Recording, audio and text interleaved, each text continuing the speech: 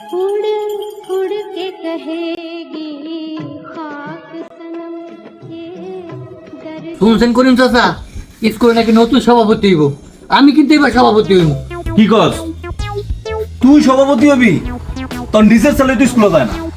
ছেলে স্কুলে যায় কিনা সেইটা বড় বিষয় না চাচা, আমি স্কুলের অনেক কিছু জানি। কি জানস? হ্যাঁ, আমি স্কুলে গিয়ে দেখছি একটা ঘন্টা আছে, একটা মাঠ আছে, একটা হেড স্যারও আছে। বাহ, তাহলে তো তোরা শিক্ষামন্ত্রী বানায় দেওয়া যায়।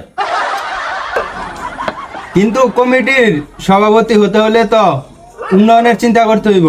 উন্নয়ন তো করবই, আগে আমার নামে একটা বড় সাইনবোর্ড থাকবো, সভাপতি হাবুল সাহেব। স্কুলের ছাদ ছুঁয়া পানি পড়ে, বেঞ্চ ভাঙ্গা, এগুলোর কি হইব? সেগুলা পরে হইব, আগে আমার চেয়ার ঠিক করেন। বুঝলাম স্কুলের কমিটি হইব, কিন্তু পড়াশোনার কমিটি কবে হইব? এটাই আসল কথা। স্কুলের কমিটি লয়ে এত যুদ্ধ, আর স্কুলের পোলাপাইন পড়ালেখা করে কিনা এটা নিয়ে কেউ কোনো চিন্তা নেই। এই দুদু মিয়া, এই চায়ের বিল আমি নিমু, আর তোমরা আমার সাথে থাকো। হ্যাঁ,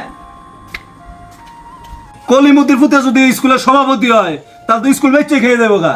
2 কাপ চা আবার সভাপতি। 50 কামলার ম্যানেজার আইসে আবার সভাপতি হইতো। কমিটি মানে শুধু পদ পদবি নয়, কমিটি মানে দায়িত্ব।